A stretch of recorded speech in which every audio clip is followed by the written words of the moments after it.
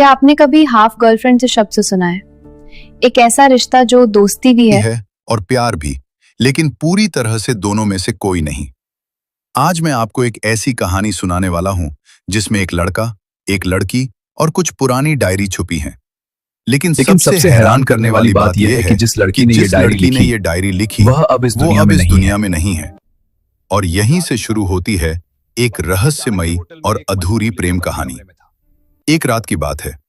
पटना के चाणक्य होटल में एक मशहूर लेखक अपने कमरे में था।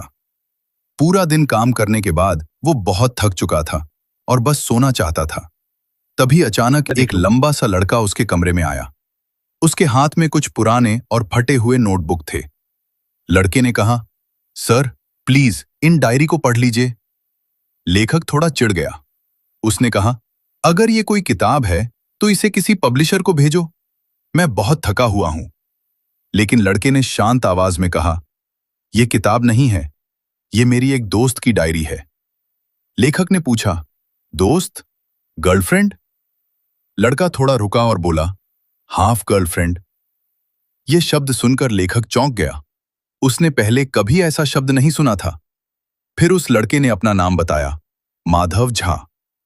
माधव बिहार के एक छोटे से गांव डुमरांव का रहने वाला था और अपनी मां के स्कूल को चलाता था। माधव उन डायरी को बहुत संभाल कर पकड़े हुए था, जैसे उनमें उसकी पूरी जिंदगी छिपी हो। फिर उसने धीरे से कहा, ये डायरी रिया की हैं और अब रिया इस दुनिया में नहीं रही। ये सुनकर कमरे में कुछ पल के लिए सन्नाटा छा गया। माधव ने कहा कि वह इन डायरी को पढ़ नहीं सकता क्योंकि हर पेज उसे रिया की याद दिलाता है और वह दर्द सह नहीं पाता। इसलिए वह चाहता था कि लेखक इन्हें पढ़े और उनकी कहानी को समझे। कुछ देर बाद माधव वहां से चला गया, लेकिन जाते जाते वह सारी डायरी कमरे में छोड़ गया। लेखक ने सोचा कि वह इन्हें फेंक देगा, लेकिन रात को उसे बार बार वही डायरी याद आने लगी। आखिरकार उसने कूड़ेदान से डायरी निकाली और पढ़ना शुरू किया।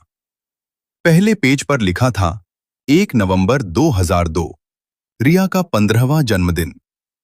लेखक एक पेज पढ़ता गया, फिर दूसरा, फिर तीसरा।